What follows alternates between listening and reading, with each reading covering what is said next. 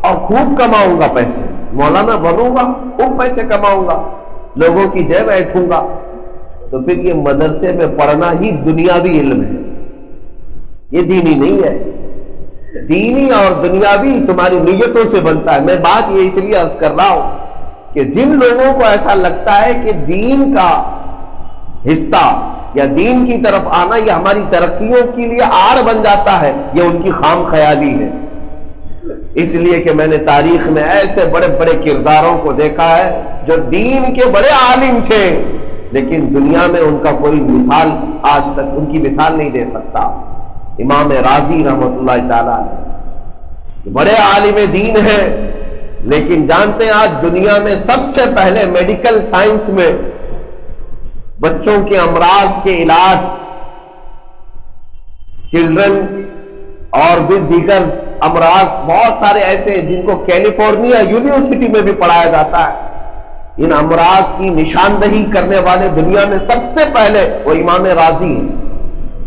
Medical science دنیا کو دینے والے، آلہ جراحی آپریشن کا طریقہ امام رازی سے لیا گیا ہے۔ شیخ ابو علی سینا، انہوں نے طب میں بہت پہلے القانون نام سے کتاب لکھی جس میں پورے فارمولے لکھے ہوئے ہیں۔ میڈیکل سائنس آج بھی اس پر ڈیپینڈ کرتی ہے، شیخ ابو علی سینا۔ اور آپ الجبرا پڑھتے ہوں گے، کالج جانے والے جانتے ہیں جابر بن حیان کا ایجاد کیا ہوا علم ہے۔ جابر بن حیان ایک بڑے عالم دین ہے۔ مجھے بتائیں کہاں ترقی کے آڑ آئی، یہ دین کہاں ترقی میں آڑ آیا؟ بلکہ ایک نہیں 100 سے زیادہ میرے پاس ایسے نام ہیں جن کا جواب پوری دنیا میں آج کسی کے پاس نہیں۔ 100 سے زیادہ ایسے علماء ہیں جنہوں نے دنیا کو ایک بہت اعلیٰ قسم کی چیزیں عطا کی۔ میرے عزیزوں، ان نوجوانوں کے دماغ میں یہ فطور آیا ہے کہ دین کی طرف پورا آنے سے ہم ترقی سے پیچھے ہٹ جائیں گے، اسی لیے بیچارے ایسے ویسوں کے پیچھے چلنے پڑتے ہیں۔ ان کو ایسا لگتا ہے کہ نہیں، ہیرو بننے سے بہت بڑے ہو جائیں گے، زیرو بنتے اور کچھ بھی نہیں بنتے۔ علماء ربانیین کی مثالیں اگر آپ کو میں پیش کروں، الجبرا آپ کو نے سنا ہوگا، میتھس کے کئی ایسے اصول ہیں جس کو سب سے پہلے ایجاد کرنے والے امام ہیثم ہیں۔ یہ سارے نام ہیں میرے عزیزوں۔ یہ گھڑی کا جو علم ہے، گھڑی جو آج دیواروں پہ لٹکی ہے یا آپ کے ہاتھ میں ہے، آپ مجھے ڈھونڈ کر کے نکال کر بتائیں کہ گھڑی کو سب سے پہلے ایجاد کرنے والا کون ہے؟ مصر کے ایک بہت بڑے عالم دین ہیں، انہوں نے سب سے پہلے گھڑی کا علم ایجاد کیا۔ دنیا کو کیا نئی چیزیں دی؟ ایروپلین جو اڑ رہے ہیں، یہ تو کئی 100 سالوں کے بعد آسمان پر کامیاب تجربہ کیا گیا، لیکن میں آپ کو بتاؤں 12ویں صدی میں ہی اس کا ایک تجربہ 2 مسلمان بھائیوں نے کیا تھا جو بڑے سائنس کے عالم دین بھی تھے۔ دنیا ان کو ہو سکتا ہے چھپا دے، لیکن تاریخ کی سچائی آج بتاتی ہے۔ اسلام اور مسلمانوں نے پوری دنیا کو کیا کیا دیا، اس پر پوری ایک کتاب موجود ہے، ماذا قدم المسلمون الی العالم، کہ مسلمانوں نے پوری دنیا کو کیا دیا ہے۔ لیکن میں جن کے بھی نام بتا رہا ہوں وہ سب بڑے علماء تھے، عالم دین ہیں۔ قانون کے راستے پر اگر آپ دیکھیں، لا ترتیب دینے والے سب سے پہلے علماء یہ امام اعظم ابو حنیفہ ہیں۔ پوری دنیا میں لا کے اعتبار سے جو آج قوانین چلتے ہیں، آج ہمارے IPC کے دھارا ہوا کرتے ہیں، کرائم ایکٹ ہوتے ہیں کہ یہ قانون 302 کا مطلب کیا ہے، 304 کا مطلب کیا ہے، 95 کا مطلب کیا ہے، یہ ساری چیزیں یہ قوانین بنائے گئے۔ سب سے پہلے لا ترتیب جو دیے گئے دنیاوی اعتبار سے میں بتا رہا ہوں، پوری دنیا میں امام اعظم ابو حنیفہ رضی اللہ تعالیٰ عنہ کی کتابوں سے۔ عزیزان گرامی وقار، بات صرف مجھے اتنی کرنی ہے، دین کسی کے ترقی میں آڑ کبھی نہیں بن سکتا، بلکہ دین میں آنے کے بعد ترقی کی راہیں اور کشادہ ہو جاتی ہیں۔ اس لیے میں نوجوانوں سے کہتا ہوں کہ قرآن کی اس آیت پر عمل کر لو، اے ایمان والو اسلام میں پورے کے پورے داخل ہو جاؤ، ایک بار حضور پاک صلی اللہ تعالی علیہ وسلم کے قدموں میں آ جاؤ، پھر آپ جس چیز کو رکاوٹ سمجھ رہے تھے حقیقت میں آپ کے اوپر جانے کا وہی دروازہ ہے، حقیقت میں بلندی کا دروازہ یہی ہے۔ ابھی زیادہ دن نہیں ہوئے ہوں گے، شاید چند دنوں قبل ہمارے پاس ایک نوجوان ابھی بھی موجود ہے، وہ اپنی ایک نئی ایجاد لے کر کے آیا ہے، 20-25 سال کا لڑکا ہو، لیکن الحمدللہ باشرح ہے، داڑھی ہے، ٹوپی ہے، اور ظاہر سی بات ہے میں نے اس کا پروجیکٹ دیکھا تو دل کو خوشی بھی ہوئی اس بات کی کہ آج پوری دنیا اس بات پر کوشش میں لگی ہوئی ہے کہ فری انرجی کیسے حاصل کی جائے۔ ظاہر سی بات ہے کرنٹ جو ہمیں بجلی مل رہی ہے اس کا سورس کیا ہے، کہاں سے یہ بجلی پیدا ہو رہی ہے؟ بجلی کے لیے ظاہر سی بات ہے یا تو پانی کے آج ذخائر سے بجلی پیدا کی جاتی ہے، یا ہواؤں سے پیدا کی جا رہی ہے، یا کول سے، کوئلے سے کرنٹ اور بجلی پیدا کی جا رہی ہے۔ یہی سارے طریقے، اور بھی کچھ طریقے ہیں، لیکن دنیا اس کھوج میں بھی ہے کہ فری انرجی ہو، نہ کول کی ضرورت ہو نہ پانی کی ضرورت ہو، کوئی ایک ایسی چیز ہو جس سے کرنٹ ہمیشہ کے لیے بنتا ہی رہے اور سورس کچھ بھی نہ رہے۔ تو اسے ایک نوجوان نے 20-25 سال کے نوجوان نے چمک سے، مقناطیس سے، میگنیٹ سے فری انرجی تیار کرنے کا کامیاب تجربہ، اور ابھی اس کا پروجیکٹ ہے، موجود ہے، اللہ کرے کہ اسے اور کامیابی ہو۔ ظاہر سی بات ہے میں یہ بات اس لیے عرض کر رہا ہوں کہ جو نوجوان یہ سمجھتے ہیں کہ داڑھی ہماری ترقی کی راہ میں رکاوٹ ہے، حضور پاک صلی اللہ تعالی علیہ وسلم کی غلامی میں آنا ہماری ترقی کے لیے رکاوٹ ہے، کسی دن میں ایسے نوجوانوں کو ان کے سامنے کھڑا کروں گا تاکہ ان کے چہرے پر بغیر کسی کے مارے خود ہی تھپڑ پڑ جائے کہ نہیں، نبی پاک صلی اللہ تعالی علیہ وسلم کی غلامی میں آنے والا پوری دنیا کو چنوتی دے سکتا ہے۔ جہاں تمہارے تجربے کامیاب نہ ہو، اللہ کی عطا سے ہمارے تجربے کامیاب ہو سکتے ہیں۔ ایک بات یہ بھی تو یاد رہنی چاہیے، ساری چیزیں صرف اور صرف دنیا کے بنائے ہوئے یہ اصولوں سے ہی نہیں چلتے۔ اللہ تبارک و تعالیٰ مؤثر حقیقی ہے، جب تک وہ نہ چاہے کسی میں اثر بھی نہیں پیدا ہو۔ میں یہ نہیں کہتا کہ کسی نے فری انرجی کا کوئی تجربہ نہیں کیا ہوگا، ہزاروں کر رہے ہیں، بہت سارے لوگ کر رہے ہیں، کروڑوں روپے اس میں خرچ کر رہے ہیں، لیکن سب کا سکسیس ہونا یہ ان کے اپنے ہاتھ میں نہیں ہوتا جب تک اللہ نہ چاہے۔ آپ جانتے ہیں کہ آپ ہزاروں کی تعداد میں ہوں گے، آپ لے جائیے کسی سمندر میں اپنے ہاتھوں کی بنائی ہوئی کوئی کشتی چھوڑ کر دکھائیے، سب اس بات کے لیے کیپیبل ہے کہ ہم جو بھی لوہا، تانبا، پیتل لے جا کر کے کوئی ایک کشتی بنا اور سمندر میں بہائیں تو وہ چلنے لگ جائے گی۔ کشتی بنانے کے بھی کوئی طریقے ہوں گے، اور بنتی ہے، ہزاروں ٹن اپنے اوپر لاتی ہے، لیکن اس کو پانی کی سطح پر چلانا نہ یہ انجینئر کا کام ہے نہ کیپٹن کا کام ہے، صرف اللہ رب العزت کی طرف۔ قرآن میں اللہ نے فرمایا جب تک اللہ نہ چاہے یہ سمندروں پر اتنا بھاری بھرکم بوجھ لے کر کیسے چلے گی؟ اڑا تو لیا ایروپلین کو آسمانوں پر، لیکن کیا آپ سمجھتے ہیں کہ یہ صرف انجینئر کی کلا ہے؟ یہ صرف ٹیکنک ہے، ہزاروں ٹیکنک فیل ہو جاتی ہے۔ اللہ اگر نہ چاہے تو کوئی چیز ہوا میں معلق ہو ہی نہیں سکتی۔ اللہ تبارک و تعالیٰ مؤثر حقیقی اثر دیتا، لہذا میں اپنے بچوں سے اتنا کہوں گا، کام اپنے دنیا میں جو کرنا ہے کرتے رہو، لیکن لو اللہ سے لگائے رکھو۔ اے اللہ، کامیابی دینے والا اور اثر پیدا کرنے والا تو ہی ہے۔ اسی لیے شروع میں ہی میں نے آیت یہ پڑھی کہ کیا ہی اچھا ہوتا کہ تم شروع سے ہی ہر کام دائرہ اسلام میں ہی کرتے، تو پھر تمہاری کامیابی پر چار چاند لگ جاتے۔ اللہ نے فرمایا اے ایمان والو، اسلام میں پورے کے پورے داخل ہو جاؤ۔ پورے کے پورے داخل ہو جانے کا مطلب یہی ہے کہ تم اپنی کامیابیوں کے متعلق کبھی نروس اور مایوس نہ ہونا کہ شاید ان کی طرح چلیں گے تو کامیاب ہوں گے۔ یہ صرف تمہاری خام خیالی، بعض لوگ کیا سمجھتے ہیں،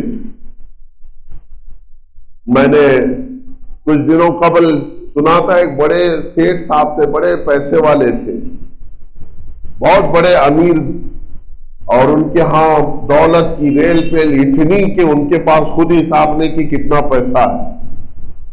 تو ان کے پیسوں کو تو سب جانتے تھے، بڑے امیر زادے، بہت پیسے والے، لیکن کسی نے ایک چھوٹی ایک لکڑی یا کوئی جس کو ٹوتھ پک کہتے ہیں، ایک کاڑی، ان کو کنٹینیو چباتے ہوئے دیکھا شام کے وقت۔ تو پھر وہ شخص نے آ کر کے دیکھا، دوسرے دن پھر وہ چبا رہے تھے، تیسرے دن دیکھا پھر چبا رہے تھے۔ تو اس کو ایسا لگا کہ ان کے ساری مالداری کا راز یہی ٹوتھ پک ہے، یہ اتنا جو پیسے والا بنا ہے یہ کاڑی چبانے سے ہی بنا ہے۔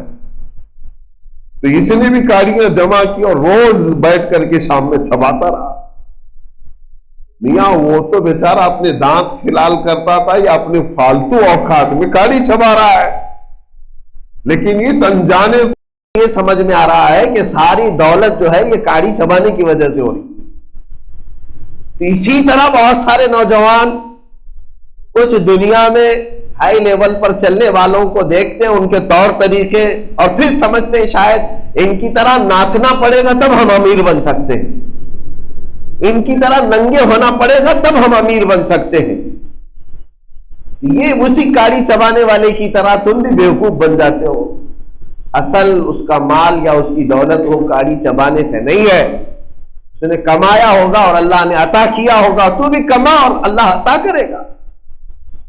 اس طرح میرے عزیزوں غیروں کے نقش قدم پر جو آج بہک جاتے ہیں، قرآن نے یہی کہا وَلَا تَتَّبِعُوا خُطُوَاتِ الشَّيْطَانِ، اللہ فرماتا تم پورے کے پورے اسلام میں آؤ، شیطان کی طرف مت دیکھنا، شیطان کی طرف مت دیکھنا۔ آج اگر شیطان بڑے گھر میں ہے یا بڑے تخت پر بیٹھا ہے، آج اگر شیطان پرائم منسٹر بن جائے یا چیف منسٹر بن جائے تو کیا تمہیں یہ لگنے لگ جائے گا کہ مجھے بھی شیطان بننا پڑے گا تبھی سی ایم بن سکتا ہوں؟ میرے عزیزوں ایسا نہیں ہے۔ اللہ نے صاف قرآن میں فرمایا اس کے پیچھے مت پڑو، تم ایمان میں رہو، اللہ تمہیں کامیابی ضرور عطا کرے گا۔ یہی آیت کا خلاصہ ہے، یہی آیت کا مفہوم ہے کہ آپ کو اپنا دین جس قدر محفوظ ہے اور جس قدر ترقی دلانے والا ہے، کوئی اور چیز نہیں ہو سکتی۔ آخر میں ایک آیت اور پڑھ دیتا ہوں، اللہ رب العزت فرماتا وَمَن يَبْتَغِ غَيْرَ الْإِسْلَامِ دِينًا فَلَن يُقْبَلَ مِنْهُ، اور جو اسلام کے علاوہ کوئی اور راستے پر چلا، قیامت کے دن ہرگز قبول نہیں کیا جائے گا۔ وَهُوَ فِي الْآخِرَةِ مِنَ الْخَاسِرِينَ، اور وہ آخرت میں سب سے زیادہ نقصان اٹھانے والا ہو، گھاٹا اٹھانے والا ہو۔ مسلمانوں آپ سے میں یہ اپیل کرتا ہوں، اللہ نے بن مانگے تمہیں یہ دولت عطا کی ہے، نبی پاک کی امت میں پیدا کیا ہے، اسلام تمہارے سینوں میں اللہ تعالیٰ نے عطا کیا۔ اتنی بڑی دولت ہے، یہ اتنی بڑی دولت آپ اندازہ نہیں کر سکتے۔ قیامت کے دن اللہ تبارک و تعالیٰ کی بارگاہ میں اگر کوئی بندہ سرخرو ہوگا تو صرف اسلام والا ہوگا۔ قرآن کہتا ہے اس کے علاوہ جو بھی لے کر کے آئے گا سب رد کر دیا جائے گا۔ فَلَن يُقْبَلَ مِنْهُ، لن کا مطلب ہوتا ہے عربی میں ہرگز نہیں قبول کیا جائے گا، ہرگز نہیں قبول کیا جائے گا۔ اور آج لوگوں کو ایسا لگتا ہے، ہمارے بچوں کو ماڈرن ہو کر امریکہ جائیں، رشیا جائیں، یورپ جائیں، UK جائیں اور جا کر کے تھوڑے سے انگریز بن جائیں، چڈی پہن لیں، ننگے ہو جائیں تاکہ ساری دنیا ہم سے راضی ہو جائے۔ تم چاہے پوری دنیا کا کچھ بھی اختیار کر لو، قیامت کے دن جو قبول کیا جائے گا وہ صرف میرے مصطفیٰ کی غلامی کو قبول کیا جائے گا۔ بس وہی کامیابی کا ثمرہ ہے، وہی کامیابی کا ذریعہ بھی ہے۔ اور اگر آخرت چاہتے ہو تو آج لے ان کی پناہ، آج مدد مانگو ان سے، پھر نہ مانیں گے قیامت میں اگر مان گیا۔ تو مسلمانوں تھوڑے صبر کی بات ہے، دنیا تمہیں الجھاتی ہے، پریشان کرتی ہے۔ اگر ہماری یہ ساری کامیابیاں ہیں تو ہم آج اتنے دھتکارے ہوئے کیوں ہیں؟ آج ہمیں اتنا پریشان کیوں کیا جاتا ہے؟ ہماری مسجدیں لوٹی جاتی ہیں، ہماری جانیں ماری جاتی ہیں، ہمارے بچے یتیم، ہماری بیویاں بیوہ، یہ سب تو ہمارے ہی ساتھ ہو رہا ہے۔ اور اتنا ہی نہیں کہ صرف ہندوستان میں ہو رہا ہے، تقریباً پوری دنیا میں۔ ایک بات یاد رکھنا کہ صرف دنیاوی ایک محاورے کے طور پر میں آپ کے ذہن میں بات بٹھا رہا ہوں، حسد کس سے کیا جاتا ہے؟ نعمت والے سے کیا جاتا ہے۔ جس کے پاس کوئی نعمت ہو اسی سے حسد۔ عورتوں کی مثال لے لیں، جو سب سے حسینہ ہوگی اس سے سب جلتی ہوں گی، حسن کا حسد ہوتا ہے۔ ارے کوڑی سے کون حسد کرے گا؟ کوڑی ہو، سفید اس کی بیماریاں ہو، اس سے کوئی حسد نہیں کرتا۔ یہ محاورہ ہے۔ آج پوری دنیا اگر تم سے حسد میں مبتلا ہے تو اس لیے کہ ایمان کی دولت تمہارے پاس ہے، اس نعمت کے سب حاصل ہے۔ تو یہ تھوڑی بات، یہ صبر کی تو رہے گی، صبر کرنا ہوگا۔ یہ جو پریشانیاں آپ کو دکھ رہی ہیں، سارے لوگ ہمارے اوپر ہی جھپٹا مارے ہوئے ہیں، یہ بھی تمہارے حق ہونے کی علامت ہے کہ تمہارے پاس کوئی دولت ہے، اسی لیے تو سب جھپٹے ہوئے۔ خالی ہاتھ کے پیچھے کون پڑا رہتا ہے؟ چور جھپٹا کس پر مارے گا؟ مال والے پر۔ اگر تمہارے پاس کچھ نہ ہو تو کیوں دشمنی کرے تمہارے ساتھ؟ دشمنی تمہارے ساتھ اسی لیے کی جاتی ہے کہ یہ جو تم اللہ اللہ کہتے ہو، یہ بھی بہت بڑی بات ہے۔ جو تمہارا سر جھکتا ہے سجدے کے لیے، یہ بھی بڑی بات ہے کہ یہ نعمت ہے تمہارے پاس۔ تو اب تمہیں تھوڑا سا صبر کرنا ہوگا، یہ نہیں کہ مایوس ہو کر کے اسلام سے تھوڑا ہٹ جائیں، نہیں، تھوڑا ان کو بھی راضی کر لیتے، تھوڑا سا کشکا بھی لگا لیں گے، کشکا کیا، کلنک لگا لیں گے، اور کبھی تھوڑی سی چوٹی چھوڑ لیتے، تھوڑی سی بالیاں پہن لیں گے، تھوڑی سی چوڑیاں پہن لیں گے، تاکہ وہ بھی راضی ہو جائے، یہ بھی راضی ہو جائے۔ آدھا تیتر آدھا بٹیر، اور اس کو عام محاورے میں کہتے ہیں۔ ہمارے بہت سارے نوجوان ایسی زندگی گزار کر کے جاتے، دھوبی کا کتا، نہ گھر کا نہ گھاٹ کا۔ یہ محاوروں میں کہا جاتا ہے، ادھر کا بھی نہیں بنا ادھر کا بھی نہیں بنا۔ فرمایا اللہ ان سے راضی ہوا اور وہ اللہ سے راضی ہوئے۔ ایک بات آپ ذہن نشین کر لیں کہ حضور پاک صلی اللہ تعالیٰ علیہ وسلم کے کل صحابہ، ان کی تعداد اللہ اور اس کے رسول بہتر جانتے ہیں، 1,20,000 یا 1,30,000 جتنے بھی صحابہ اکرام تھے۔ صحابی کون تھے، کیسے لوگ تھے، اس سلسلے میں آپ کے سامنے بات رکھتا ہوں۔ پہلی بات تو یہ ہے، صحابی کہتے کسے ہیں؟ جس نے رسول پاک صلی اللہ تعالیٰ علیہ وسلم کو ایمان کی حالت میں دیکھا یا حضور کا زمانہ پایا، ایمان کی حالت میں ہی دنیا سے انتقال بھی کیا، اسے صحابی کہا جاتا ہے۔ نبی پاک صلی اللہ تعالیٰ علیہ وسلم کے زمانے کو اور آپ کی صحبت کو جو پا لیا ایمان کی حالت میں، اور پھر ایمان کی حالت میں ہی دنیا سے رخصت ہوا، وہ کیا ہے؟ صحابی ہے۔ وہ صحابی ہے۔ وہ خواب کی آنکھوں میں دیکھنے کی بات نہیں ہے، بلکہ بیداری کے ساتھ۔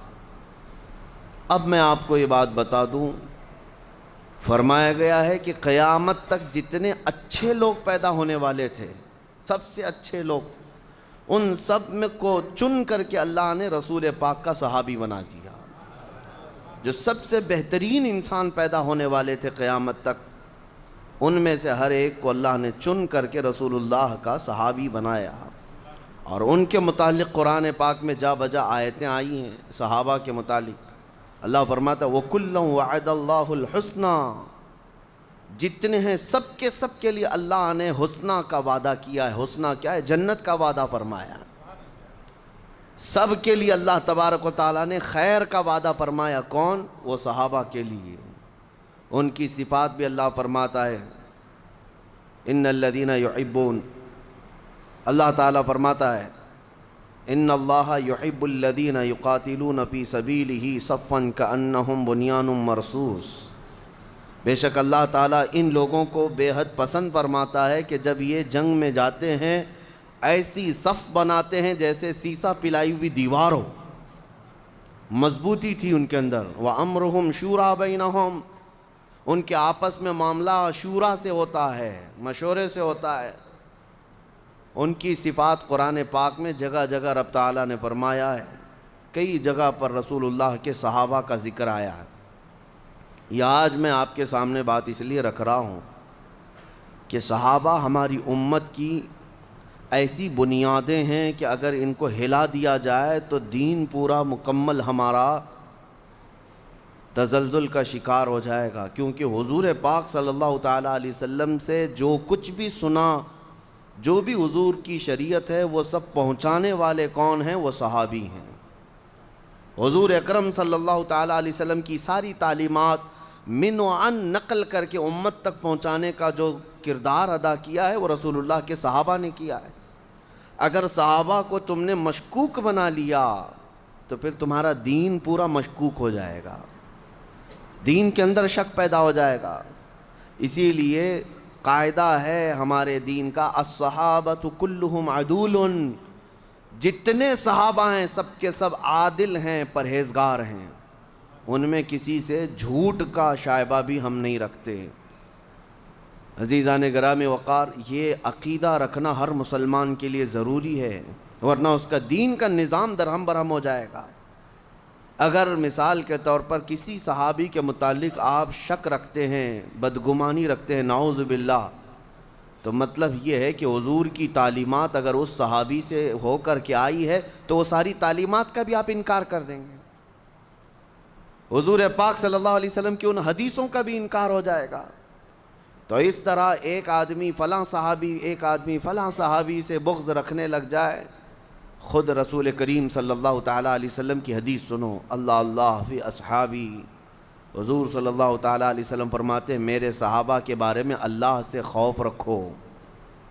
خود نبی پاک نے فرمایا میرے صحابہ کے بارے میں اللہ سے ڈرو، اس لیے کہ جس نے میرے کسی صحابی کو گالی دی، حضور فرماتے ہیں اس نے مجھے گالی دی، اس نے مجھے ایذا دی ہے، تکلیف دی ہے۔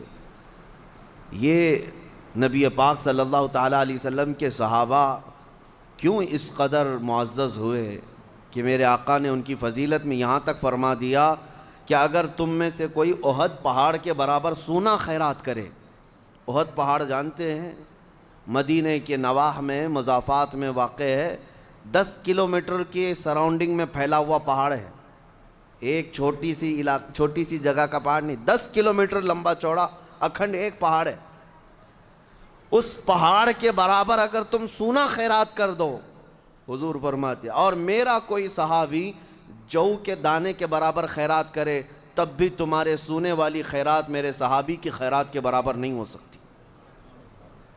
کتنی بڑی بات ہے، جو کے دانے کے برابر بھی اگر کسی صحابی نے خیرات کیا، ان کے اس عمل تک پوری امت نہیں پہنچ سکتی۔ کیوں؟ ان کو جو حاصل ہے وہ صحابیت کا شرف حاصل ہے، نبی پاک صلی اللہ تعالیٰ علیہ وسلم کی صحبت حاصل ہے، اور یہ دنیا کی سب سے عظیم ترین چیز اللہ نے انہیں عطا کی ہے۔ آپ سوچ سکتے ہیں کہ قرآن پاک میں اللہ تعالیٰ فرماتا ہے انما یرید اللہ لیذھب عنکم الرجس اہل البیت ویطہرکم تطہیرا۔ اللہ اپنے رسول کے متعلق یہ فرماتا ہے، اللہ یہ چاہتا ہے کہ رسول آپ کا گھرانہ خوب صاف ستھرا ہو، ہر طرح کی آلائش، ہر طرح کی برائی رسول کے گھر سے دور کی اللہ نے، یہاں تک کہ پوری زندگی بھر میرے آقا صلی اللہ علیہ وسلم کے جسم پاک پر مکھی نہیں بیٹھی، حضور پاک کے جسم اطہر پر کبھی مچھر نہیں آیا۔ میں آپ کو بتا رہا ہوں، نبی پاک صلی اللہ تعالیٰ علیہ وسلم کی زندگی بھر مچھر اور مکھی نہیں، بلکہ اجلہ علماء کا یہ ماننا بھی ہے کہ نبی پاک صلی اللہ تعالیٰ علیہ وسلم کی پرچھائی کبھی زمین پر نہیں پڑتی۔ کیوں؟ ان تمام چیزوں سے اللہ نے اپنے رسول کو پاک رکھا ہے، عام لوگوں کی طرح نہیں رکھا۔ گھر پاک ہے، جسم پاک ہے، تو مجھے آپ بتاؤ کہ اللہ اپنے رسول کے جو دوست ہیں ان کو پاک نہیں رکھے گا؟ حضور اکرم صلی اللہ تعالیٰ علیہ وسلم کے جتنے صحابہ ہیں وہ بھی پاک ہیں۔ ہم نے دیکھا ہے زندگی میں بہت مرتبہ ایسا ہوتا ہے کہ آپ کو بلیم آپ کے عمل کی وجہ سے نہیں، لیکن آپ کے دوستوں کی وجہ سے بھی کیا جاتا ہے۔ ہاں، کئی مرتبہ ایسا ہوتا ہے کہ ہمارا حلقہ بڑا ہے، 40-50 لوگ اٹھتے بیٹھتے ہیں، ہر ایک کی خبر تو ہے نہیں، لیکن کوئی ایک بندہ زیادہ گٹکا کھاتا ہے، نشہ کرتا ہے، اس کا الزام بھی ہمارے اوپر آتا ہے۔ کیوں؟ ارے ان کے ساتھی تو ایسے ہیں، ان کے ساتھی تو ایسے ہیں۔ تو ساتھی کا برا ہونا بھی ہمارے اوپر الزام آتا ہے۔ اس لیے رب تعالیٰ نے رسول کے ایک ساتھی کے اندر بھی کوئی عیب نہیں رکھا کہ کہیں دنیا یہ نہ کہے کہ رسول کے ساتھی بھی ایسے تھے، نہیں، بلکہ ان کا حال تو یہ تھا، اللہ اکبر۔ ہاں، ان کا پاسٹ کیا تھا، ان کا ماضی کیا تھا، اس سے مجھے کلام نہیں اور نہ ہی کرنا چاہیے، لیکن اللہ نے جب انہیں ایمان کی دولت عطا کی، رسول کی صحابیت عطا کی، تو ان کا حال کیا ہے؟ ایک عرب نے آدمی کا بول بالا کر دیا، خاک کے ذروں کو ہمدوش ثریا کر دیا، خود نہ تھے جو راہ پر اوروں کے ہادی بن گئے، کیا نظر تھی جس نے مردوں کو مسیحا کر دیا۔ نبی پاک صلی اللہ تعالیٰ علیہ وسلم کی نگاہ کیمیا اثر نے ان صحابہ کو کس بلند مقام پر پہنچایا، کس بلند مقام پر؟ وہ اپنی قوم کی نہیں، پوری کائنات کے محافظ بن گئے، عورتوں کی عزت کے محافظ بن گئے، امانتوں کے امین بن گئے، ہر چیز۔ میں آپ کو بتاؤں وہ اخلاق و کردار صحابہ میں ڈالے کس نے تھے جو دنیا آج بھی اس کی مثالیں لانے سے عاجز ہے، مثالیں لانے سے عاجز ہے۔ ہزار تم آج بڑی بڑی آرگنائزیشن دیکھ لینا ہیومینٹی کے سلسلے میں، اور ہیومن بینگ کے نام پر موسم کے متعلق اور انسانوں کے متعلق میں آپ کو دونوں مثالیں آپ کو بتاتا ہوں۔ نبی پاک صلی اللہ تعالیٰ علیہ وسلم کے صحابہ جو پہلے مکہ مکرمہ میں ان کے اخلاق کیا تھے، کردار کیا تھے، وہ الگ مسئلہ، لیکن آپ کو بتاؤں ایک صحابی حضور کے دربار میں بیٹھے ہیں اور دیگر صحابہ بھی ہیں، ایک مہمان حضور کے آئے، نبی پاک صلی اللہ تعالیٰ علیہ وسلم نے ارشاد فرمایا آج میرے مہمان کی مہمان نوازی کوئی کرے گا؟ ایک صحابی، انصاری صحابی ہیں، اٹھے اور کہا یا رسول اللہ میں اپنے گھر لے جاتا ہوں، پوچھا بھی نہیں گھر میں کچھ ہے بھی کہ نہیں، لیکن دم بھر لیا کہ رسول کا مہمان ہے میں لے کے جاتا ہوں۔ وہ حضور صلی اللہ تعالیٰ علیہ وسلم کے مہمان کو لے کر کے اپنے گھر آئے۔ جب گھر آئے تو بیوی کو کہا کہ نبی پاک صلی اللہ تعالیٰ علیہ وسلم کے مہمان گھر پر آئے ہیں۔ بیوی نے کہا میاں بتاتے تو گھر میں پکا ہوا کھانا کچھ بھی نہیں ہے، ایک آدمی کا کھانا باقی ہے بس، اور میرے 2 بچے ہیں اور میں ہوں، آپ ہیں، ایک ہی آدمی کا کھانا باقی ہے، مہمان کا کیا کیا جائے؟ تو سنو، خاتون خود ہی مشورہ دیتی ہیں، یہ صحابہ کا گھر ہے، بیوی خود کہتی ہے چلو کوئی بات نہیں، آپ نے دعوت دے کر بلا ہی لیا ہے تو ایک کام کریں، میں اپنے بچوں کو تھپکی دے دے کر کے سلا دوں گی، سو جائیں گے بچے، اور جب دسترخوان پر میں کھانا رکھوں تو چراغ بجھا دینا اور آپ کھانے جیسی حرکت کرتے رہنا، منہ چباتے رہنا، کھانا مت، تاکہ رسول اللہ کا مہمان پیٹ بھر کر کھانا کھا لے۔ میں اور آپ کل دیکھیں گے کھانا، ہم رسول اللہ کے مہمان کو پورے کھانے کو پروس دیتے ہیں۔ کیسا طریقہ تھا؟ حضور پاک صلی اللہ تعالیٰ علیہ وسلم کے اس صحابی کے گھر میں جو معاملہ ہو رہا ہے، بچوں کو سلا دیا گیا، چراغ گل کر دیا گیا، دسترخوان پر مہمان کھانے کے لیے بیٹھا تو یہ صحابی کھانے کی حرکت کرتے رہے، لیکن کھانے کا ایک لقمہ بھی اپنے منہ میں نہیں رکھا، اور اس مہمان نے کھانا پیٹ بھر کر کھا لیا، آرام کیا۔ صبح جب مسجد نبوی حضور صلی اللہ علیہ وسلم کے پاس یہ لے کر کے پہنچے، نبی پاک صلی اللہ علیہ وسلم کھڑے ہو گئے اور کہا مرحبا، تو نے میرے مہمان کے ساتھ جو رات میں سلوک کیا وہ جبرائیل امین نے مجھے بتایا، اللہ تجھ سے راضی ہے، اللہ تجھ سے راضی ہے، تیرے بہترین جزا تجھے عطا کیا جائے گا۔ میں یہ پوچھتا ہوں کہ ان کے اندر نفس کہاں تھا، ان کے اندر خواہشات کہاں تھی؟ یہ رسول کے وہ صحابہ جو ایثار اور قربانی کے اعلیٰ مثالیں دنیا کو دے چکے ہیں، لیکن اس کی مثال دنیا لانے سے عاجز ہے، اور جنگ کے میدانوں میں بھی پانی اپنے لیے نہیں، پہلے اپنے زخمی بھائی کے لیے قربان کرتے، گھر میں اگر کوئی تحفہ آ جائے تو پڑوس پر نچھاور کر دیتے، یہ معاشرہ، یہ سوسائٹی میرے رسول نے بنایا، ان صحابہ کو اعلیٰ کردار تک پہنچایا گیا ہے۔ علم میں ان کا کوئی ثانی نہیں، عمل میں ان کا کوئی ثانی نہیں، اور جب حکومت کرنے کے لیے بیٹھ گئے تو قیصر و کسریٰ بھی گھٹنے ٹیکنے پر مجبور ہو گئے۔ دنیا کو میرے رسول کے غلاموں نے سکھایا آداب زندگی ہوتی کیا ہے، آداب معاشرت کیا ہے، یہ میرے رسول کے غلاموں نے دنیا کو بتایا۔ پارلیمنٹ کا نظام کس نے لایا ہے؟ یہ رسول اللہ صلی اللہ علیہ وسلم کے یہ سچے غلام صحابہ۔ حکومت کرنے کا انداز لوگوں کو دکھایا، عدالت کا انداز دکھایا، اور چھوٹے اور بڑے کا فرق مٹایا۔ جانتے ہو حضرت عمر فاروق کے رعب و دبدبے سے قیصر و کسریٰ کانپتے تھے، ہاں ڈر کے مارے پوری فوجیں تھراتی تھی، عمر ابن خطاب کا نام۔ لیکن مسجد میں ایک بار کھڑے ہو کر کے پوچھنے لگے کہ اے لوگو، اگر میں اپنا کوئی نیا طریقہ شروع کر دوں، رسول اللہ کا طریقہ چھوڑ دوں، تو آپ کا کیا مشورہ، میرے پیچھے چلو گے یا کیا تمہارا کام ہوگا؟ ایک دیہات کے رہنے والے غریب صحابی کھڑے ہو گئے، کہا اے عمر، جب تک آپ رسول اللہ کے پیچھے چل رہے ہماری گردنیں جھکی ہیں، اور جہاں ایک قدم بھی تمہارا ہٹا ہماری تلوار ہوگی اور تمہارا جسم ہوگا، ہم مقابلہ کریں گے۔ حضرت عمر فاروق رضی اللہ تعالیٰ عنہ نے یہ نہیں فرمایا کہ وقت کے خلیفہ اور امیر المومنین کے ساتھ نے کیسی بدتمیزی کر رہا ہے، نہیں، گلے لگا لیا اور کہا حقیقت میں دین مصطفیٰ یہی ہے، شخصیت کو نہیں دیکھا جاتا، اسلام کی حقانیت کو دیکھا جائے گا۔ عزیزان گرامی وقار، وہ صحابہ کے مزاج میں آج آپ کے سامنے اس لیے عرض کر رہا ہوں کہ صحابہ نے سچے چہرے کو میرے مصطفیٰ کے دین کے، اللہ کی اس دین کے پوری کائنات میں پیش کیا ہے۔ آپ کو ایک بات میں بتاؤں، جب نجاشی بادشاہ کے سامنے صحابہ کا ایک قافلہ گیا تھا، وہ حبشہ کا رہنے والا بادشاہ، عیسائی بادشاہ، اور اس کے بعد جب یہ وفد گیا صحابہ کا کہ ہم یہاں رہنے کے لیے آئے، ہمیں پناہ دی جائے، مکہ والے بڑا ظلم کرتے ہیں، اس نجاشی بادشاہ نے کچھ سوالات کیے تھے۔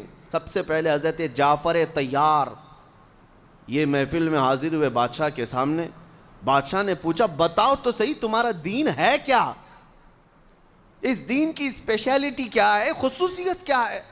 حضرت جعفر طیار نے ایک ہی جملے میں اپنے دین کی ڈیفینیشن بتائی تھی، ایک جملے میں انہوں نے یہ ارشاد فرمایا تھا، ہمارا رسول وہ ہے جو مخلوق کی عبادت سے نکال کر خالق کی عبادت پہ لگاتا ہے۔ بس یہ دین کی ڈیفینیشن ہے، مخلوق کی عبادت سے نکال کر، کوئی بھی مخلوق کی عبادت نہیں، کوئی نہیں، چاہے کوئی اوتار سمجھے، چاہے کوئی کچھ سمجھے، ہے تو مخلوق۔ میرا دین یہی ہے، اس کی خصوصیت یہی ہے کہ یہ مخلوق کی عبادت سے نکال کر خالق کی عبادت پر لگاتا ہے۔ اب میں جو مسئلہ عرض کرنے آیا ہوں میرے عزیزو، صحابہ کا بڑا احسان امت پر ہے، بڑا احسان امت پر ہے۔ دین کا سچا چہرہ اگر وہ لے کر نہ چلتے تو دین کا نظام کیا ہوتا؟ آپ کو میں بتاؤں، جب میرے آقا صلی اللہ تعالیٰ علیہ وسلم کا آخری وقت تھا، سارا دین کس سے ہے؟ میرے نبی پاک سے۔ وہ جو نہ ہو تو کچھ نہ ہو، حضور پاک صلی اللہ تعالیٰ علیہ وسلم سے سارا دین ہے۔ صحابہ بھی ہر چیز میں میرے نبی کے محتاج تھے، لیکن وہ واقعہ، وہ حالت کیسی ہوگی صحابہ پر جب نبی پاک صلی اللہ علیہ وسلم کا آخری وقت آ گیا، جب حضور اس دنیا سے رخصت ہونے والے تھے۔ اس وقت کے حالات کتابوں میں لکھیں، پڑھ کر آج بھی رونگٹے کھڑے ہو جاتے ہیں۔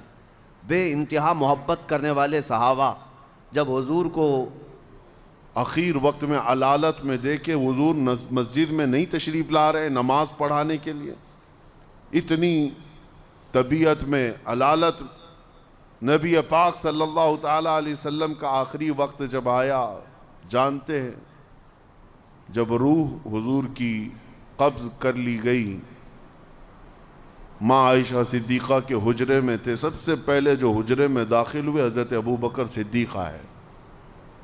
آتے ہی نبی پاک صلی اللہ تعالیٰ علیہ وسلم کی پیشانی اقدس کو بوسہ دیا اور اس کے بعد کھڑے ہو گئے۔ حضرت عائشہ کہتی ہیں اس وقت تک تو مجھے پتہ نہیں تھا کہ رسول پاک صلی اللہ علیہ وسلم دنیا سے رخصت ہو چکے۔ حضرت ابو بکر صدیق غم کے عالم میں اندر تھے، لیکن اس وقت صدیق اکبر کا دل اور سینہ کتنا مضبوط ہوگا جو ایک لمحہ دیدار رسول سے غافل نہیں ہوتے۔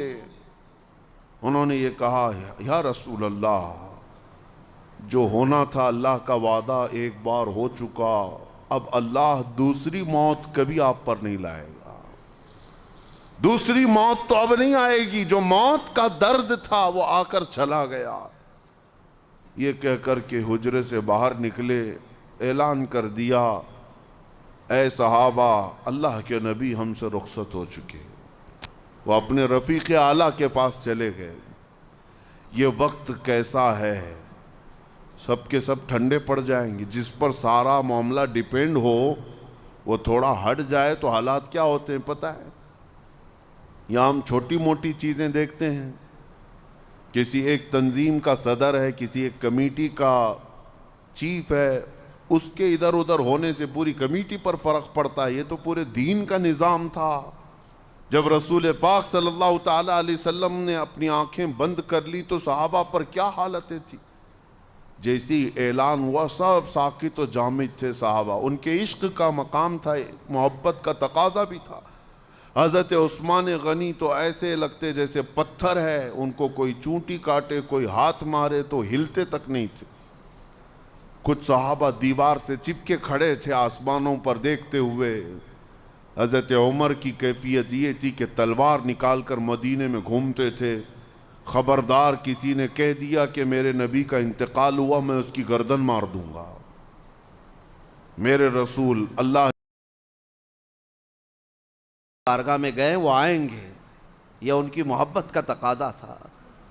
سب الگ الگ انداز میں تھے، یہاں تک کہ حدیثوں میں موجود ہے مدینہ اتنا کبھی نہیں رویا جتنا اس وقت رسول پاک صلی اللہ علیہ وسلم کی آنکھیں بند ہوئی۔ اور صحابہ نے یہ بھی لکھا ہے، اس دن سے زیادہ روشن کوئی دن ہی نہیں آیا مدینے میں جب میرے آقا صلی اللہ علیہ وسلم ثنیۃ الوداع کی گھاٹی سے مدینے میں آ رہے تھے۔ اس سے روشن دن کبھی مدینے میں آیا نہیں، اور مدینے والے کہتے ہیں اس سے زیادہ اندھیرا کسی دن آیا ہی نہیں جس دن میرے آقا نے مدینے کو رخصت کیا، دنیا سے رخصتی لے لی۔ اس سے زیادہ اندھیرا ہماری زندگی میں آیا ہی نہیں۔ اب سوچو دین کا نظام چلنا کیسے ہے۔ حضور پردہ فرما چکے، صحابہ کھڑے ہیں۔ اس وقت جس نے مشن اٹھایا، باغ ڈور سنبھالی، وہ صدیق اکبر کی ذات تھی۔ کھڑے ہوئے منبر پر لوگوں سے کہا، اے لوگو بتاؤ تم محمد صلی اللہ علیہ وسلم کی عبادت کرتے تھے یا اللہ کی عبادت کرتے تھے؟ سبوں نے کہا ہم اللہ کی عبادت کرتے تھے۔ تو حضرت ابو بکر صدیق نے کہا وہ اللہ کل بھی تھا، آج بھی ہے، ہمیشہ رہے گا۔ اور محمد صلی اللہ تعالیٰ علیہ وسلم کے متعلق قرآن میں آیت ہے، وَمَا مُحَمَّدٌ إِلَّا رَسُولٌ قَدْ خَلَتْ مِن قَبْلِهِ الرُّسُلُ۔ محمد تو اللہ کے ایک رسول ہیں، ان سے پہلے بھی رسول آئے، لیکن کیا رسول کے جانے کے بعد تم الٹے پاؤں پھر جاؤ گے؟ تو قرآن کی آیت ہے، اللہ فرماتا ہے کسی کا دین سے پھر جانا اللہ کو کوئی نقصان نہیں پہنچا سکتا۔ صحابہ کہتے ہیں اس دن ہم کو لگا یہ آیت کہاں تھی، اب تک ہمارے ذہن میں ہی نہیں آئی۔ سب کھڑے ہو گئے۔ حضرت ابو بکر نے کہا نماز کا وقت ہے، نماز قائم ہو۔ 2 دن تک نبی پاک صلی اللہ تعالیٰ علیہ وسلم کا جسم ناز حجرے میں رکھا ہوا تھا، 2 دن تک، اور نمازیں برابر وقت پر ہوتی رہیں، اسلامی احکام جیسے تھے ویسے ہی ہوتے رہے۔ حضور کی تدفین کا معاملہ آیا، صحابہ اکرام رضوان اللہ تعالیٰ علیہ مجمعین میں اب کون مشورہ کرے گا؟ اختلافات بہت ہوئے ہیں، لیکن کوئی اختلاف اس غلیظ قسم کا نہیں تھا کہ ایک دوسرے کو گالیاں دی جائیں۔ یہاں تک کہ میں آپ کو بتاؤں، یہ مسئلہ آج میں نے جمعہ میں چھیڑا ہی اس لیے ہے کہ آج اس کی ضرورت ہے۔ میں ابھی بتاتا ہوں، حضور کے وصال کے بعد جب آپ کی تدفین کا معاملہ آیا، غسل کے لیے صحابہ میں اختلاف ہوا کہ غسل دینا چاہیے کہ نہیں دینا چاہیے، اور دے گا تو کون دے گا نبی پاک صلی اللہ علیہ وسلم کے جسم پاک کو۔ صحابہ کہتے ہیں ہم حجرے میں کھڑے تھے، آدھے کہہ رہے تھے کہ غسل دینا ہے اور آدھے کہہ رہے تھے نہیں دینا۔ اختلاف ہے یا نہیں ہے؟ فرماتے ہیں اچانک ہمیں اونگ آئی، سب جتنے تھے وہاں پر اونگ آئی، جیسے جھپکی لگتی نیند، تھوڑی دیر کے لیے اونگ آئی، اس کے بعد ہم نے سر جھٹک کر بیداری کا اظہار کیا، دیکھا تو ہم تو بیدار تھے لیکن رسول پاک غسل کیے ہوئے تھے جس میں پاک پر پانی کے قطرات تھے۔ صحابہ نے کہا یہ اللہ کی مرضی ہے، اپنے رسول کو اس نے اپنے ملائکہ سے غسل دیا۔ پھر اب دفن کہاں ہو، اس سلسلے میں بھی صحابہ کا اختلاف تھا۔ بعض صحابہ کہتے تھے کہ بیت المقدس لے کر کے جائیں گے، مسجد اقصی میں جہاں کثرت سے انبیاء اکرام دفن ہیں وہاں ہم رسول اللہ کو دفن کریں گے۔ بعض کہتے تھے نہیں، حضور کا پیدائشی مقام مکہ ہے، ہم مکہ لے کر جائیں گے۔ اختلاف تھا کہ نہیں تھا؟ صحابہ میں اختلاف ہوا، حضور کا جسم ابھی موجود ہے۔ میں آپ کو بتا رہا ہوں یہ اختلاف کس قسم کا تھا، سب حق کی تلاش میں اختلاف تھا۔ اس کے بعد صدیق اکبر رضی اللہ تعالیٰ عنہ اور کچھ صحابہ نے کہا ہم نے رسول اللہ صلی اللہ علیہ وسلم سے یہ حدیث سنی ہے، اللہ کے نبی وہیں دفن ہوتے ہیں جہاں ان کی روح قبض کی جاتی ہے، جہاں ان کا انتقال ہوتا ہے نبیوں کا اسی جگہ وہ دفن ہوتے ہیں۔ تو اس بات پر پھر صحابہ کا اتفاق ہوا اور نبی پاک صلی اللہ تعالیٰ علیہ وسلم حجرہ عائشہ صدیقہ میں انتقال فرمائے تھے اور اسی حجرے میں آج تک میرے آقا آرام فرمائے۔ تدفین کا معاملہ تھا، بغلی قبر کھودی جائے کہ صندوق والی قبر کھودی جائے۔ بعض صحابہ کہتے ہیں کہ صندوق والی قبر جو باکس ٹائپ کی ہمارے ہاں ہوتی ہے، اور ایک ہوتی ہے بغلی قبر جس کو لحد کہتے ہیں، ایل شیپ میں ہوتی ہے، یعنی قبر کھود کر کے پھر اندر کی طرف ایک اور کھڈا کھودا جاتا ہے اور میت کو اس طرف رکھ کر کے پھر قبر کو بند کر دیا جاتا ہے۔ حضور پاک صلی اللہ تعالیٰ علیہ وسلم کی قبر انور کے لیے بھی اختلاف ہوتا رہا۔ پھر صحابہ نے کہا نبی پاک صلی اللہ تعالیٰ علیہ وسلم نے اپنی زندگی میں اس کا اظہار فرمایا تھا کہ بغلی قبر اچھی ہوتی ہے، مجھے پسند ہے، پھر بغلی قبر کھودی گئی۔ ہر چیز کا اختلاف رسول پاک کی حدیث پر جا کر ختم ہو جاتا تھا۔ اب میں آپ کو بتاؤں اس کے بعد دین کا نظام کون چلایا؟ حضور اکرم صلی اللہ تعالیٰ علیہ وسلم اس دنیا ظاہری سے پردہ فرما چکے، وہ اپنی قبر انور میں گئے تو دین کا نظام کیا ٹھپ پڑ گیا، ختم ہو گیا؟ سب نمازیں بند، اذانیں بند نہیں، کچھ تو منکرین ہوئے بھی، لیکن جہاد کر کے صدیق اکبر نے ہر ایک کا قلعہ ختم کیا اور میرے مصطفیٰ کے دین کو لے کر آگے بڑھتے رہے، اتنا آگے بڑھتے رہے، اتنا آگے بڑھتے رہے کہ صحابہ کی زندگی میں ہی اسلام پوری کائنات میں روشنی کے طور پر پھیل چکا تھا۔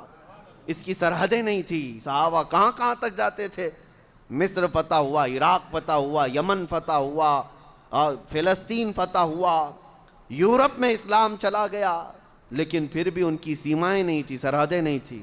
آپ کو بتاؤں 1400 سال پہلے صحابہ کا حال یہ، عقبہ بن نافع عمرو بن عاص کے ساتھ مصر فتح کرنے والے گورنر ہیں، وہ سپہ سالار ہیں، عقبہ بن نافع یہ جرنیل ایک دن گھوڑا لے کر رات کے وقت اندھیرے میں نکل پڑے، چند ساتھی بھی پیچھے آئے، 14ویں کا چاند طلوع ہے، 1400 سال پہلے کی بات کر رہا ہوں، 14ویں کا چاند طلوع ہے، عقبہ بن نافع گھوڑے کو ایڑ لگاتے اور اچھال دیتے تھے، گھوڑا اچھلتا تھا پھر نیچے آتا تھا، اچھلتا تھا پھر نیچے آتا تھا۔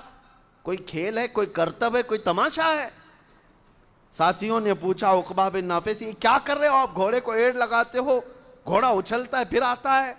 عقبہ بن نافع کہتے ہیں سارے علاقے فتح کرتے کرتے چلے گئے، میری خواہش یہ ہے کہ کاش میرا گھوڑا چھلانگ لگا کر چاند پر جاتا، میں وہاں پر میرے مصطفیٰ کا جھنڈا لہرا کر آتا۔ ان کی سیمائیں نہیں تھی، ان کی سرحدیں نہیں تھی، اسلام کے لیے وہ اتنے مخلص تھے کہ انہوں نے بیابانوں کو، جنگلوں کو، صحراؤں کو سب طے کر لیا۔ اور آج کا کم ظرف انسان ان صحابہ کے بارے میں اگر انگلی اٹھاتا ہے، اس سے بڑا بدبخت کون ہے، اس سے بڑا ہرما نصیب کون ہے، جنہوں نے ان کی محنتوں کو نہیں دیکھا۔ صحابہ کی تکالیف تمہیں پتہ ہے، مشقتیں، میاں زندگی بھر ان کے استقامت کے امتحانات آج بھی تم لے کر کے دکھاؤ، کیا ان کے ساتھ امتحانات کم ہوئے؟ ایسے امتحانات جن کو ذکر کرنے سے آج آنکھیں بھیگ جاتی ہیں۔ بھیگ جاتی ہیں رسول پاک کے نام پر، انہیں کیا ایذائیں نہیں دی گئی۔ کیا آپ کو پتہ ہے وہ سیدہ سمیہ کو مکہ میں کس طرح سے مارا گیا تھا؟ ان کے چاروں ہاتھ پیر کو گھوڑے کے چاروں پیروں سے باندھ کر گھوڑے کو دوڑایا گیا تھا، ایک ایک ہڈی سرکتی تھی۔ اور جب چوراہے پر گھوڑا دوڑتا ہوا آیا تو ابو جہل نے سیدہ سمیہ کی شرمگاہ پر نیزہ مار کر انہیں شہید کیا تھا۔ عمر والی خاتون تھی، صحابیہ تھیں، جان دے دیا لیکن دین اسلام سے ایک حرف بھی نہیں ہٹنے کو تیار۔ آخری جملوں پر بھی یہی تھا، اللہ احد، میرا اللہ ایک ہے۔ ان کے استقامت کے جذبے، آپ کو پتہ ہے احد کے میدان میں عبداللہ بن جہش ایک صحابی ہیں جن کے 80 ٹکڑے کیے گئے تھے، 80 ٹکڑے جسم کے، اور کافروں نے ہر ٹکڑے کو ہار بنا کر کے رسی میں پیرو کر گلے میں پہن لیا تھا، اور دنیا کو دکھا رہے تھے یہ محمد عربی کا غلام ہے، بہت اتراتا تھا، اس کے ٹکڑے آج ہمارے گلے میں ہیں۔ وہ صحابہ نے ہر مشقت، ہر چیز کا سٹرگل کیا ہے۔ آج مجھے درد اس بات کا ہوتا ہے ان کی طرف بھونکنے والے کتنے بد نصیب لوگ ہیں۔ انہوں نے رسول اللہ کی صحابیت پائی ہے، صحابیت ہی نہیں معیت پائی ہے، اپنی زندگیاں وار دی ہیں میرے آقا کے نام پر۔ ان کتوں کو پتہ نہیں، ان کے اعمال دیکھو اور حضور کے صحابہ کی بات کرتے ہیں۔ تم نے زندگی بھر عیاشیاں نہیں چھوڑی، وہ صحابہ ہیں، ایک اعلان کان میں آ جاتا رسول پاک کا، برسوں پرانی عادتیں ٹھوکر مار کر چھوڑ دیتے تھے۔ حضرت انس خود فرماتے ہیں میں 10 سال کا تھا، شراب جب ابھی حرام نہیں ہوئی تھی اسلام میں، لوگ بیٹھ کر کے شراب پیتے تھے، قہوہ خانے تھے جگہ جگہ جیسے چائے کی دکانیں ہوتی۔ حضرت انس کہتے ہیں میں پیالے بھر بھر کر لوگوں کو شراب دیتا تھا، سپلائی کرتا تھا۔ ایک شام ایسی کہ مدینے کی گلیوں میں آواز آئی، یا ایھا المسلمون قال رسول اللہ صلی اللہ علیہ وسلم حرمت الخمر، اے مسلمانوں اللہ کے رسول نے فرمایا آج سے شراب حرام ہے۔ حضرت انس کہتے ہیں جتنے وہاں بیٹھے تھے جس کے ہاتھ میں پیالہ تھا وہیں سے چھوٹ گیا، کسی نے ہونٹوں تک لگایا تھا وہیں سے پٹک دیا، مٹی کے پیالے تھے۔ حضرت انس کہتے ہیں میں نے بھی چھوڑ دیا، دیکھا جتنے لوگ بیٹھے ہیں سب کے ہاتھوں سے مٹکے ٹوٹ گئے۔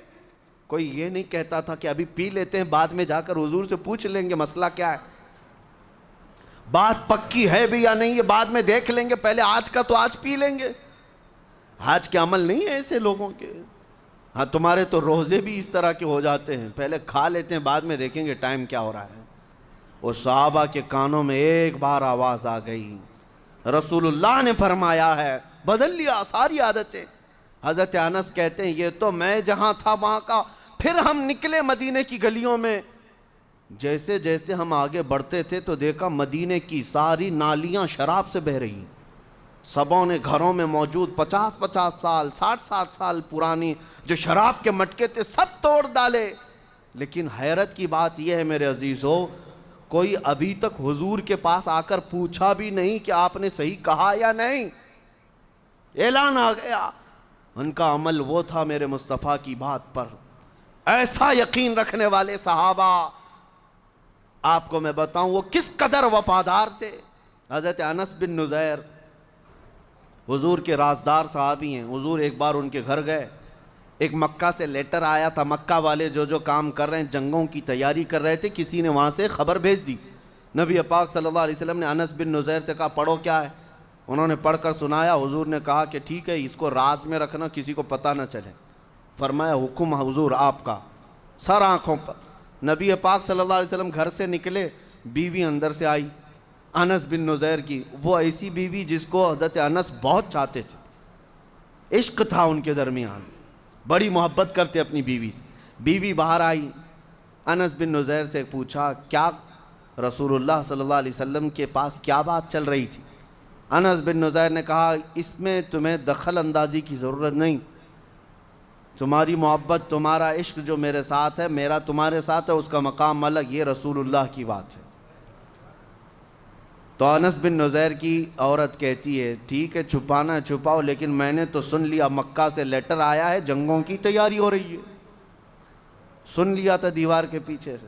حضرت انس بن نزیر کیا کرتے ہیں، سیدھے اپنی بیوی کی گردن پکڑ لی، کہا اس وقت تک میں گردن سے ہاتھ نہیں اٹھاؤں گا جب تک میرے رسول کا فرمان نہیں آ جاتا۔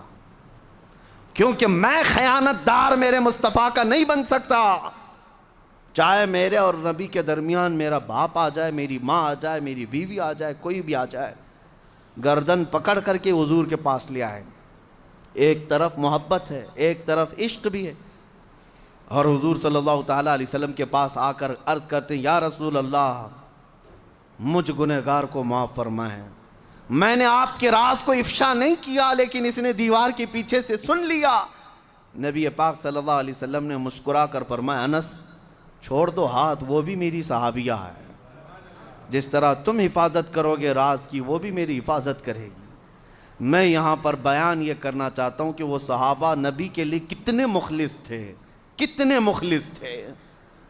اپنی جانیں وار دیں، اپنے رشتے چھوڑ دیے. اور آج اگر کوئی ان کی ذات پر، ان کی عزت پر بھونکتا ہے تو یہ بدنصیب انسان ہے. خود فرمایا گیا کہ وہ گمراہ ہو کر مرے گا جو رسول کے صحابہ کے بارے میں بات کرتا ہے. گمراہ ہو کر مرے گا. ایک بھی صحابی کے متعلق آپ انگلی نہ اٹھائیں، ورنہ میرے نبی کے سلیکشن پر اعتراض ہوگا، میرے نبی کی صحبت پر اعتراض ہوگا. وہ صحابہ کی جتنی بھی باتیں میں بتاؤں کم ہیں میرے عزیزو نبی پاک صلی اللہ تعالیٰ علیہ وسلم کے متعلق. اب میں بات یہ عرض کر رہا ہوں، کچھ لوگ یہ کہتے ہیں کہ ٹھیک ہے سب صحابہ کو ہم مانتے ہیں، ان کے درمیان آپس میں جو اختلافات ہوئے، کچھ تو جنگیں بھی ہوئی، اس کا کیا؟ ہم آپ سے یہ کہتے ہیں آپ نہ ان کے زمانے میں ہیں، نہ آپ نے ان کو قریب سے دیکھا ہے، آپ تو بہت بعد میں آئے ہوئے ہیں فتنوں کے زمانے میں. اور اتنے فتنے کی کم از کم اپنے گھر کے فتنے سنبھال لو، کافی ہے. اپنے گھر کے فتنوں کو دیکھ لو. باقی رسول پاک صلی اللہ علیہ وسلم کے صحابہ کے درمیان جو باتیں ہوئیں، ان کے بارے میں کسی بھی امتی کو کہنے کا حق حاصل نہیں ہے. مشاجرات صحابہ کو بیان کرنا حرام ہے، حرام ہے. وہ انسان تھے، رسول پاک کے دیوانے تھے.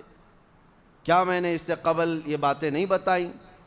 صحابہ میں کئی مرتبہ تکرار ہوئی. اب میں ایک مثال آپ کو دیتا ہوں. حضور کے صحابہ موجود تھے، نبی پاک صلی اللہ تعالیٰ علیہ وسلم نے اس جماعت سے کہا صحابہ کی کہ جاؤ بنو قریظہ چلے جانا. ایک محلے کا نام ہے بنو قریظہ، مدینے سے تھوڑا باہر ہے. حضور نے فرمایا جلدی جاؤ، اتنی جلدی کہ عصر کی نماز وہاں جا کر پڑھنا.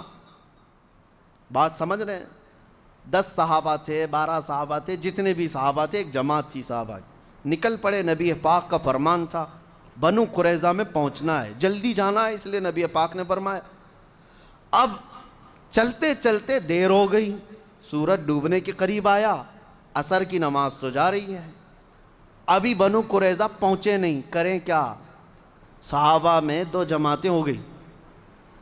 بعض نے کہا نہیں، ہم کو تو رسول اللہ نے فرمایا وہاں پہنچ کے ہی نماز پڑھنا ہے، ہم بیچ میں نہیں پڑھیں گے، ہم وہیں جا کے پڑھیں گے. دوسروں نے کہا ارے میاں وقت ختم ہو جائے گا، مغرب ہو جائے گی. حضور کے فرمانے کا مطلب یہ تھا کہ جلدی کرو، یہ نہیں فرمایا کہ نماز چھوڑ کر کے جاؤ. دونوں صحابہ میں آپس میں اختلاف. تو جن میں اختلاف ہوا، بعض نے کیا کیا؟ بعض نے کہا ہم یہاں نماز پڑھ لیں گے. حضور کے فرمانے کا مطلب یہ تھا کہ جلدی جاؤ، جلدی جانے کے لیے حضور نے فرمایا ہے. دوسروں نے کہا نہیں ہم نہیں پڑھیں گے، اس لیے کہ حضور نے فرمایا وہیں جا کر عصر پڑھنا. تو آدھے چلے گئے، آدھے نماز پڑھ لیے. اور جو آدھے چلے گئے تو سورج ڈوب گیا، عصر قضا ہو گئی. پھر مغرب ہوئی، پھر انہوں نے قضا کر لیا. اب یہ مسئلہ تو حضور کے پاس پیش ہوگا نا، حضور تو موجود تھے. نبی پاک صلی اللہ تعالیٰ علیہ وسلم کے پاس یہ مسئلہ پیش کیا گیا. دونوں جماعت کے صحابہ نے کہا ہم نے نماز پڑھ لی، انہوں نے نماز نہیں پڑھی. نہیں پڑھنے والوں نے کہا یا رسول اللہ آپ کا فرمان تھا، ہم نے اس پر عمل کیا. تو نبی پاک صلی اللہ علیہ وسلم نے دونوں کا مقدمہ سنا اور ارشاد فرمایا میرے صحابہ کی یہ دونوں جماعتیں حق پر ہیں، دونوں صحیح ہیں. ایک نے ظاہر پر عمل کیا اور ایک مقصد کو سمجھ گیا. صحیح ہے، جنہوں نے نماز پڑھ لی انہوں نے سمجھا کہ حضور کا فرمانے کا مطلب یہ تھا کہ جلدی پہنچیں، وہ مقصد کو سمجھ گئے تھے، نماز پڑھ لیے. دوسرے صحابہ انہوں نے ظاہری لفظ کو دیکھا، حضور نے فرمایا نہیں وہاں جا کر پڑھنا، تو اس فرمان پر انہوں نے عمل کیا ہے.